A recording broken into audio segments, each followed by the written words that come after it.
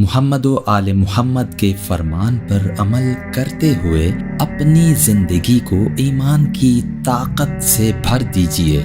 اس video میں کسی پیر فقیر کی باتیں نہیں بلکہ اللہ تعالیٰ کے بھیجے ہوئے ہادی برحق خاتم الانبیاء حضرت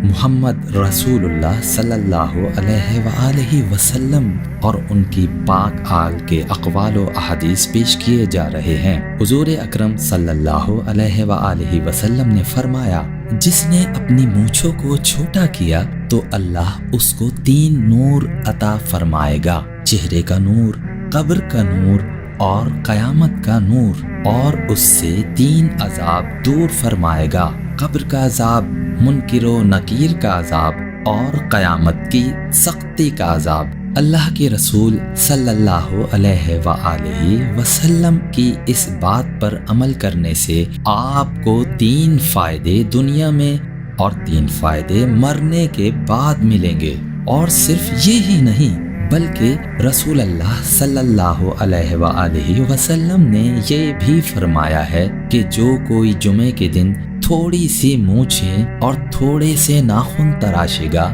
خداوند عالم اس کے جسم میں شفا قرار دے گا اور اس کی بیماری کو جسم سے نکال دے گا۔ ناظرین کرام، مبارک ہو ان لوگوں کے لیے جو مونچھوں کو تراشتے ہیں یا چھوٹا رکھتے ہیں، کیونکہ اس کے بدلے آپ کو شفا مل رہی ہے، جبکہ اس بات کا ذکر نہیں کیا گیا ہے کہ یہ شفا کس کس مرض اور تکلیف کے لیے ہے۔ حضرت امام جعفر صادق علیہ السلام نے فرمایا، جو شخص بھی جمعے کے دن ناخن کاٹے گا اور مونچھوں کو کاٹے گا وہ آئندہ جمعے تک جزام سے محفوظ رہے گا۔ ناظرین کرام، حضرات محمد و آل محمد کی حدیثوں کی روشنی میں مونچھوں کو چھوٹا کرنے سے یا کاٹنے سے دنیا و آخرت میں نور یعنی سکون و قرار، برکتیں اور جسمانی امراض سے شفا ملتی ہے، اور انسان خوبصورت و حسین بھی نظر آتا ہے۔